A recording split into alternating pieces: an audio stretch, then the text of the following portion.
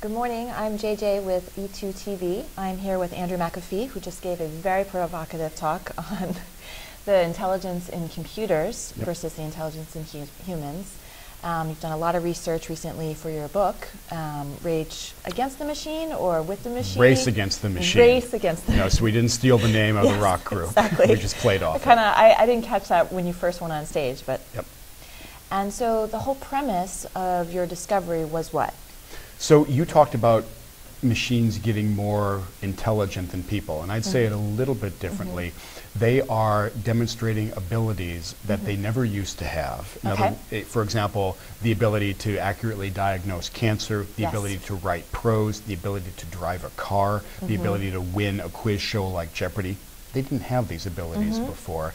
And they are improving at an incredibly rapid clip, whereas we are just not evolving that quickly. Sure. So in a lot of ways, if we think about what's going on as a race against the machine, in more and more domains, we're going to lose that head-to-head contest.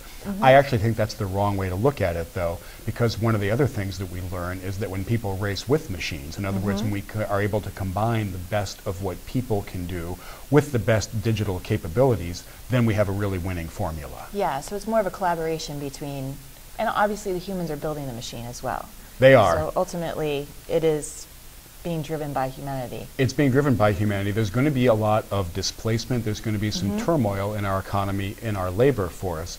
If you want to be a productive, valuable worker going forward, especially a knowledge worker, I think one of the most important things that you need to do is figure out how to use the tools to not only deepen your knowledge and your expertise, but manifest that knowledge and expertise to the world, and find other people out there who you can work with, who you can collaborate with, so that the group and the community and the crowd become as smart as possible. Yeah, no, I understand that. And the study that you showed at the very end of the talk about how collaboration tools and your own personal adoption of collaboration tools in the workforce actually does increase your not just productivity but longevity within a company? Yeah, absolutely. So since this idea of Enterprise 2.0 has come out, the most valid critique or question that we've all been asked is, how do we know? How do we know this stuff is better for the organization? How do we know it's a good idea for you as a very busy knowledge worker? Luckily, over time, the research is mounting up, and it's all pointing in the same direction. It's all pointing in the fact that E2O is good for organizations, and maybe more specifically, E2O is good for the individual knowledge worker. So I talked a bit about a study that a colleague of mine named Lin Wu, who was a doctoral student at MIT and is now faculty at Wharton, did, where she looked at the performance of individuals who were making varying degrees of use of a social networking tool at their job. And what she found was actually pretty fascinating. She found that the more that they used the tool, the better their performance was, and she could measure that pretty objectively.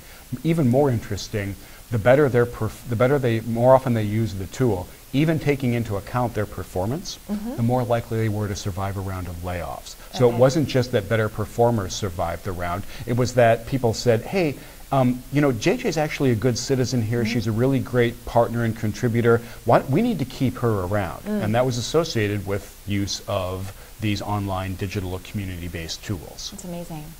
And did she also look at the actual satisfaction of the individual user or their content? I don't think Lynn looked at that. The other work that I'm familiar with basically says that the more engaged you are in your work, the happier you're going to be. We know that human beings are such deeply social creatures that it would be very surprising if a well-designed company environment and Enterprise 2.0 environment did not increase job satisfaction. Very interesting. So we don't have much more time, got to get back on the floor, but as a longtime supporter of the E2 conference, what are you actually looking forward to this week versus last year or other conferences? I come to the conference every year to catch up with old friends, to see what the vendor community is up to, what the latest things are that they're rolling out, that they're interested in, and probably most importantly, I go talk to and listen to real world organizations who are trying to change their cultures, change their sense of community, and improve their performance all at the same time, in large part by rolling out some of these weird new digital 2.0 tools. I learn a lot from that. Fantastic. Well, thank you so much. Good, thank you.